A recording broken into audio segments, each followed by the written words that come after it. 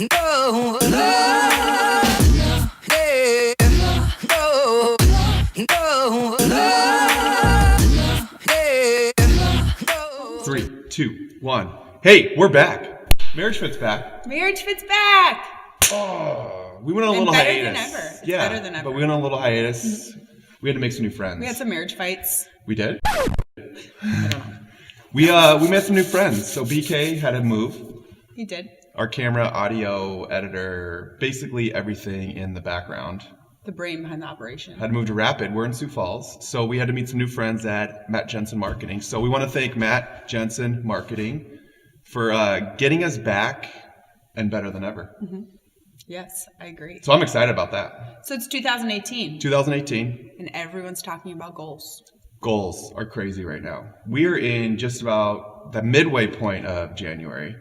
So we like to wait until everyone stops talking about goals. So then we can talk about goals, because this is when the goals kind of get faded out. They say 4% of goals 27 days into the month are still being attained. 4%. 4%. Shoot, I read a stat that it was a couple years ago. 78% of all goals will stop 3 weeks after they make them in the new year. So we're at that critical point now where everybody was really, really excited about goals and really, really excited to take on the world. And now they're really, really not excited about it. Yeah. So we want to tackle goals because we have a different view about goals where you shouldn't just make them once in a while. You should live them all the time. And keep them simple, not have these astronomical goals. So you had some really good ideas lately about it. What was your ideas about it? I'm going to look at this because I want to remind myself. Well, every year, Chris and I do this workbook, and we separate our goals into smaller. So, for example, we'll do relationship goals, we will do financial goals, we'll do our top 10 reflections from 2017 or the previous year. So it's kind of fun to look back because you forget where you've grown and how much that you've really accomplished. So it starts you off on the right foot to get you motivated for 2018. Yeah. So why do you set goals? Because otherwise, for me, I'm a TDL girl. Like, I need a to-do list. To-do list. For sure. To-do list. I need to see it. I need to grasp it. I need to touch it. I'm a visual learner by trait. Okay. So when I have things on paper and then I break them down and keep them smaller, okay, I then can see that it's attainable in the small realm, okay, the day-to-day, but it's also getting me to the big picture as well. So that's how you set goals. Why do you set goals? Why do you set goals? I set goals so I can become a better person each year. Right, Yes. right. What do you want to be better? I'm interviewing you. Why are you This is a interviewing? reverse interview. I want to know why you set goals. Why do I? Because you're super motivated. So why are you so motivated? Like, why do you set goals?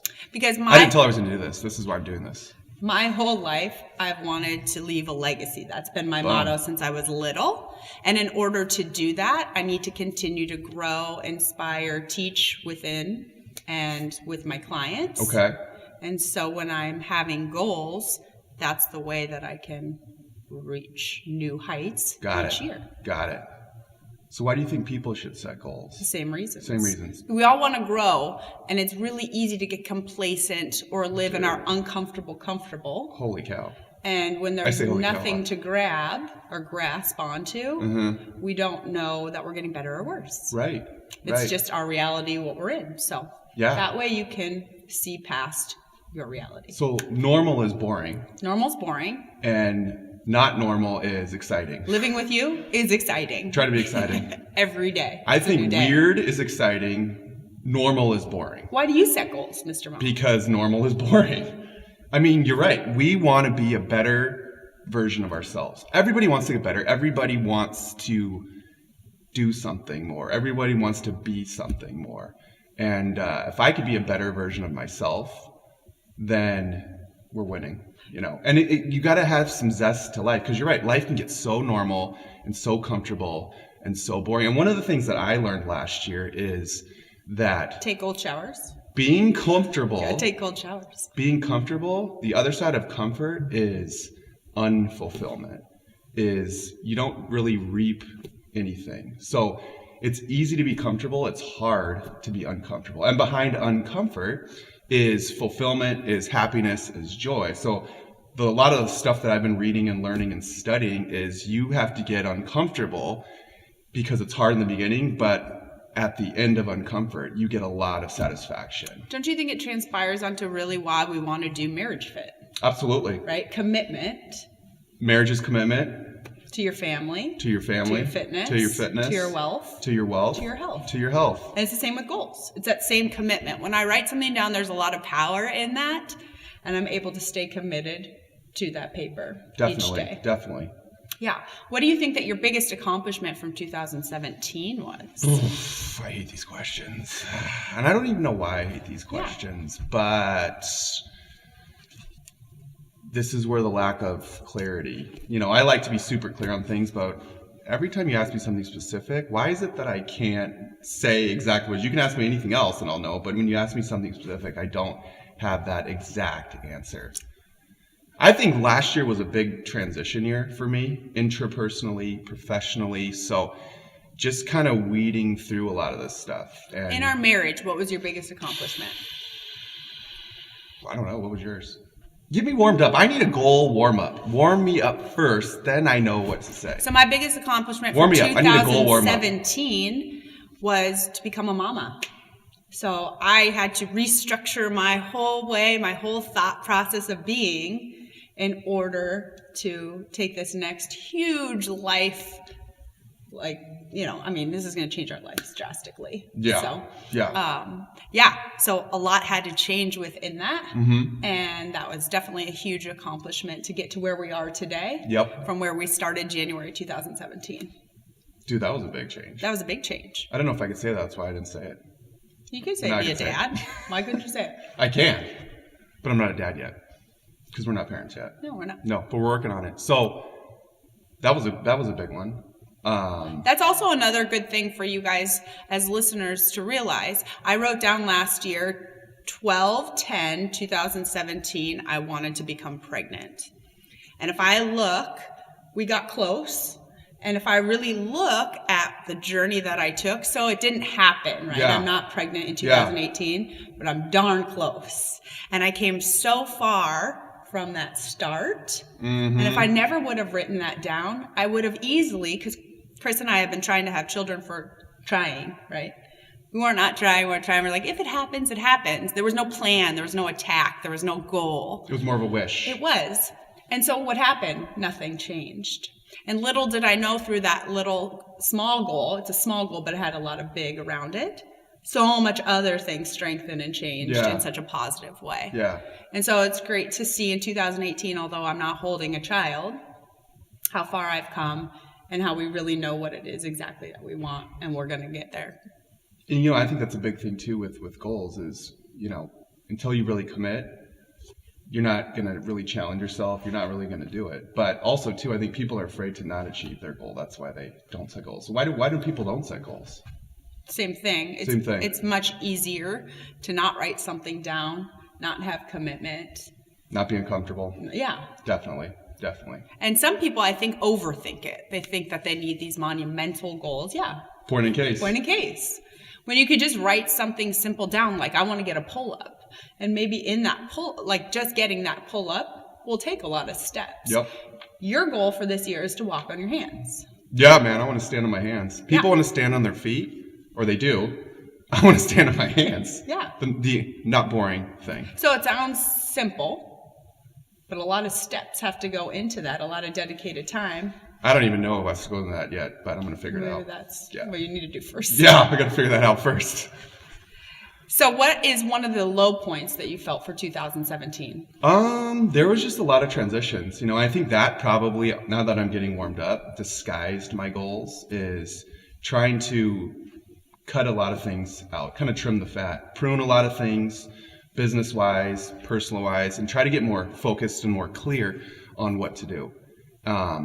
But yeah, I think it was just a lot of transitions, losing a couple of coaches or employees, and then transitioning with that, trying to change a business model, trying to change a brand. A lot of my mindset was professionally, and then also too, on top of that, like you said, changing our family dynamic and first really getting the mindset shift versus, any kind of practicality or lifestyle yet. Like really switching where we want to take our lives takes me a long time to set goals, but I've always consider myself like a locomotion where I start really, really slow. Mm-hmm.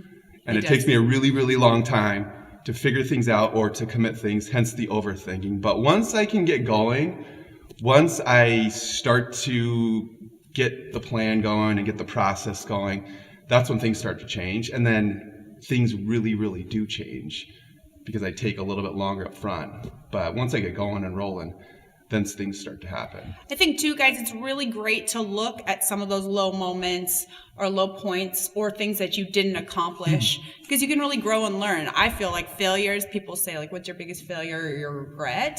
And I don't believe in that because I feel like I've learned the most from them and grown the most from my failures. Yeah. And some of what I thought were regrets at the time. Yeah. And so I really like to look back at 2017 too and see some of those low points and see I got through that. It was actually this year very motivating to look at my low points and see I got through that and how much stronger I am now starting 2018. Yep.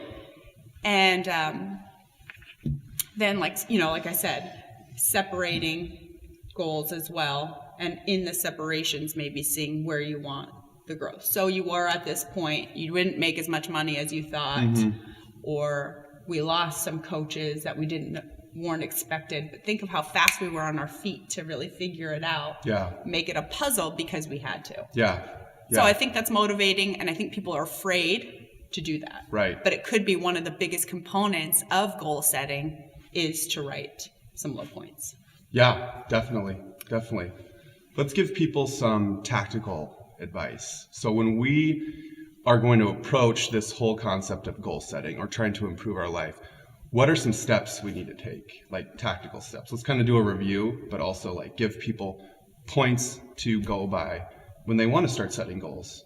Where do you even start? Where do you even start? First thing you should do is write your top 10 from 2017. Right. Great. I'm glad you said that. Is look at the past, right? Yeah. I think a great way to look to the future is to identify what you've been doing. What's your history is a easy and simple predictor of what your future is going to look like. You also find your holes quickly. Big time. And then find a template. So Chris and I use a Darren Hardy Your Best Year Yet template. I've used it for 7 years, correct? 7 years, man. And I print it out in a little 3-ring binder. We can put the link on the site. And it's great because it categorizes everything and keeps it systematized and breaks it down. So I don't even have to think. Right. It's just right and turn. And I think right, that's the big point is, like you said, just find a template. This is a template that's worked for us, especially for Annie, because it's something that she believes in that fits her personality. But really, a lot of just goal setting is just doing it and finding the right template and owning it and committing to it. That's the big key. It's kind of like fitness, a lot of basically every fitness routine works. It's just finding the right fitness routine that fits your personality. That's actually just going to make you do it. You don't have to overthink it, like you said. You just have to do it. So a template that fits your personality will do it. So look at your past, especially your past year. Find your holes. Look at your history. It's a great predictor of the future. Yep. Find a template. Find a system, an outline. Yep. What's another one? And then keep it simple. Kiss it. Kiss. If we have so many goals, I've heard some people, the buzz in the gym or just with friends, and they're like, I want to do this, I want to do this, I want to do this, I want to do this. And they have like all these things where I'm exhausted even from just hearing it.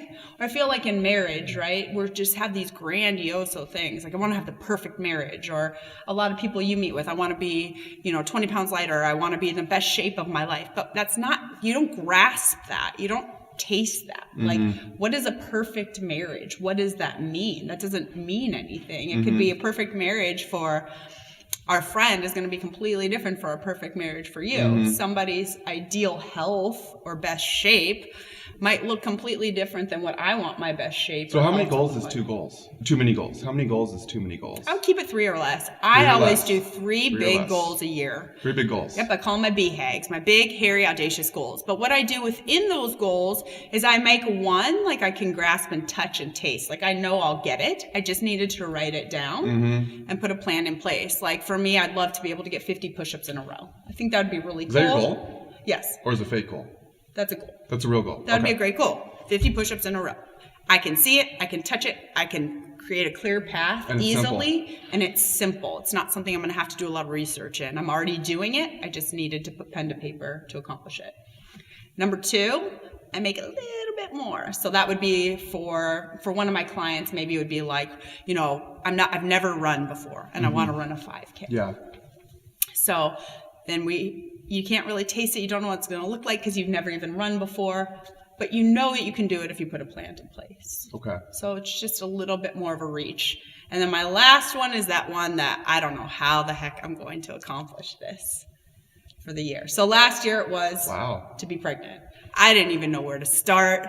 I had no idea how to even get there. I was so comfortable in my discomfort of meaning I could work out whenever I wanted. I didn't want to stop that. I didn't know how I was going to, if the doctor told me you're not allowed to come to the gym or go to work, I didn't know. All this stuff scared me, and I was going to have to change everything completely.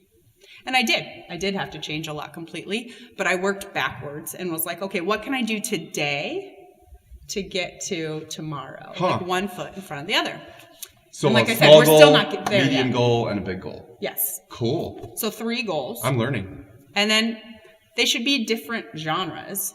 Sure. In my opinion. What's some genres? Fitness. Marriage or relationships. Yep. Friendships, families. Totally.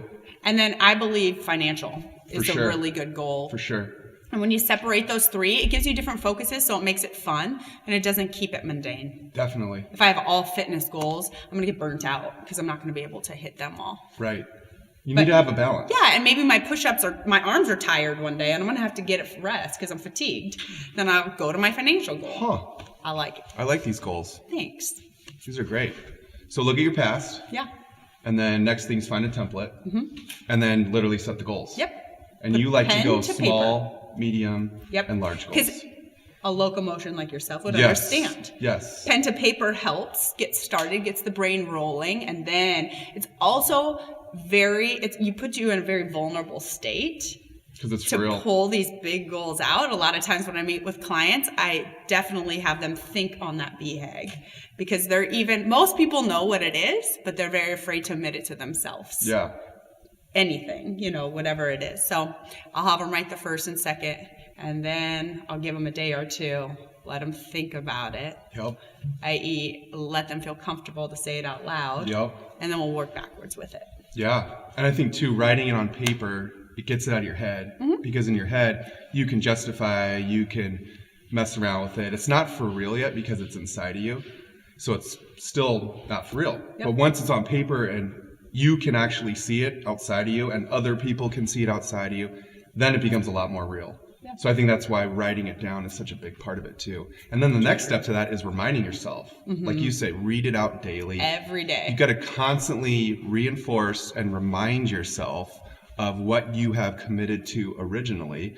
Otherwise, you're going to get distracted. You're going to get demotivated. Life is going to throw you curveballs, especially because you're trying to do something new that you're not used to. Yep. And so you have to constantly go back and remind yourself over and over again until it becomes a habit, consistent, and it even becomes like a ritual. 28 days to start a habit, right? Yeah. So how do we expect? What I do is first thing in the morning, I get up, I do 3 full sun salutations, I read my devotions, I read my goals, and I journal. Yeah.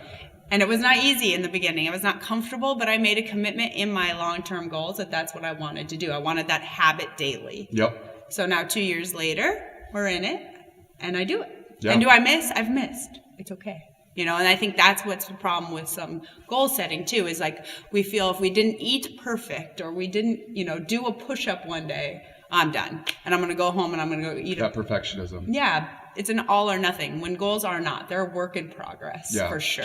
Yeah. And like I said, some people even say you shouldn't be able to hit your goals. The goals that you write down, you should never really be able to accomplish. Some people think that, yeah. It's how your brain works. It's different for everyone. Template. It's finding that template. So how do you keep going with the goals?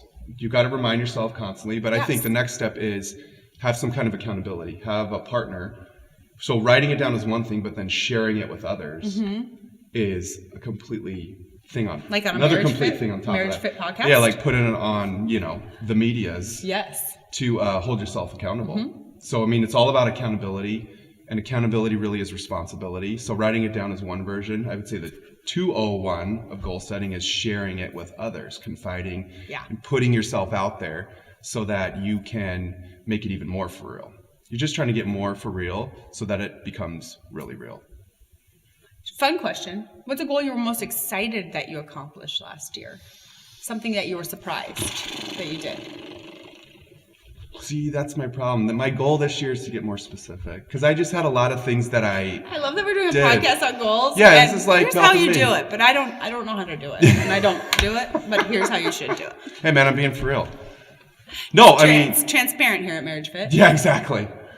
My goal last year was to get more clear, and this is a very clear year. More clear and transparent. How great is that, huh? The doctor of goal setting. Yeah, right.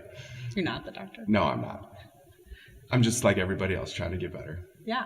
And that's good. That's real. That's honest. So what are you going to do this year? What steps are you going to take this year to make it your best year yet?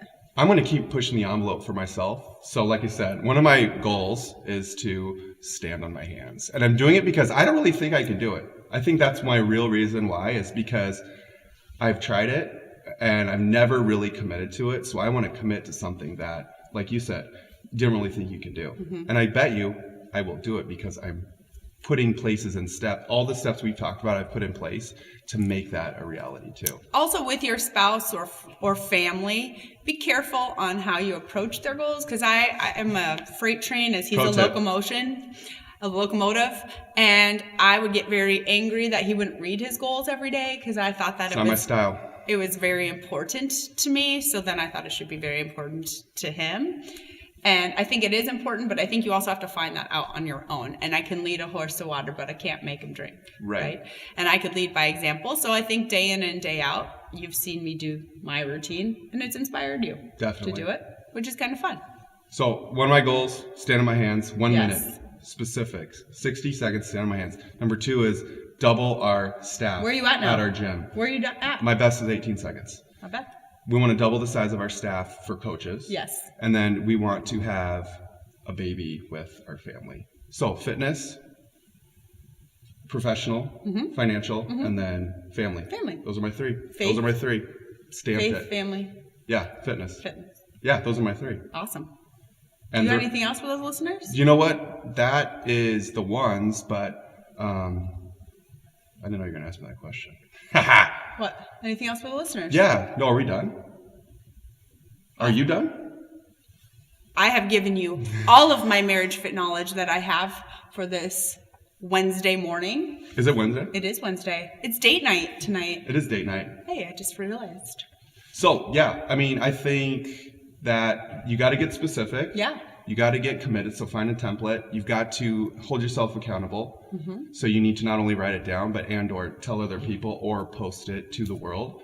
And just commit, guys. I mean, like I said, you've seen for me, goal setting has always been tough for me. Even though I'm a motivated guy, it's always been tough for me to goal set. So I'm taking this year to really continue to make myself more uncomfortable by getting specific, putting it out there, and then sharing it with others too. So we want you to do these things that we've talked about. This was more obviously conversation style, but share with us what you guys want to commit to and then how we can help you too, because we're really all doing the same thing together. Yeah. And we want you guys to help us and we want us to help you.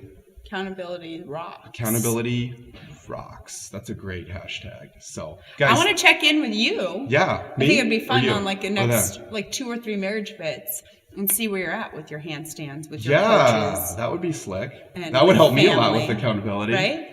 But guys, we're back. Thank you for joining us. It took me a little time to warm up. I'm out of podcast shape. You're out of podcast shape? I'm out of podcast shape. So I'm excited to get back in podcast shape too in 2018. But thanks for joining us, guys.